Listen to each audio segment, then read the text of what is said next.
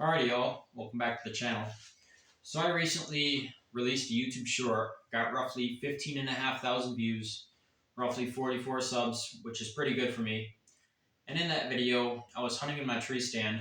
I whipped out my camera, essentially spun around and showed where I was hunting. And in that video, I exposed my blue jeans as well as my crossbow. And I had one comment that said, "Dressed like he hunts with a crossbow." Now there's a few things wrong with that, and we'll break it down into categories. And I've also seen this in person, not just online, people talking about, how you should be using a regular bow or how they're somehow better for using a regular bow. And I don't really get it. We'll break it down for you. So first of all, we'll address the part about the blue jeans. Yes, camo would probably disguise you better. I don't think that's, hard to realize. But if you're archery hunting, if you have super expensive equipment and are very skilled, you can probably extend this. But you're talking 30 to 40 yards. And in addition, if you're hunting from a tree stand, you have no cover whatsoever. So the deer have to be pretty close to you and they can see you. Now I'm not going to wear blaze orange because they can see that a mile away. But I don't think camo or no camo, I don't think there's much of a difference because really if you move, they're going to see you.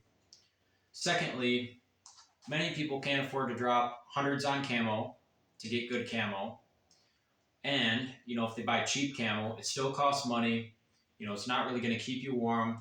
It's not going to last. And, if it's not going to last, not going to keep you warm, people aren't going to want to hunt with it.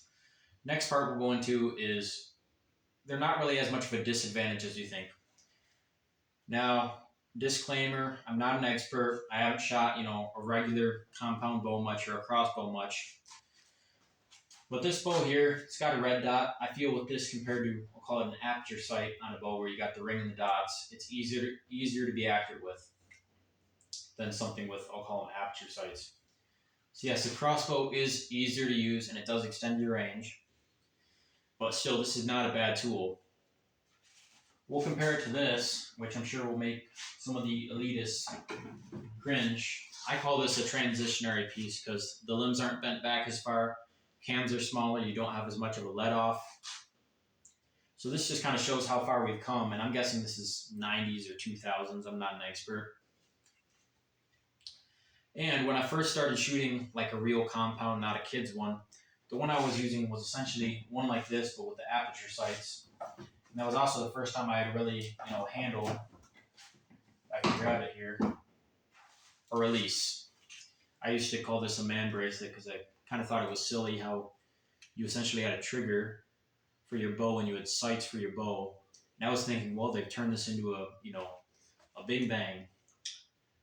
And yeah, essentially they've made bows simple to use. They do still require a lot more skill than a bing bang, but they're a good tool. I mean, just you see the difference between these two, but think about something like a medieval longbow.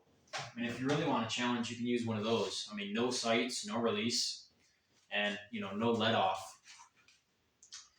So yeah, it just doesn't really make much sense because yes, it is a little bit more difficult, but you still have a very modern, very advanced piece that they've done so much work to it. When I first started shooting a compound, with all these gadgets, I thought it's not really a bow anymore, and I wanted a recurve. But there you go. And then the second part is, why would you prevent someone from not prevent, because they can't actually prevent you from doing anything. Why wouldn't you want someone to use the most effective tool? Crossbow has longer range. Also, I feel like a small mistake with the bow will be a lot more consequential than a small mistake with a crossbow.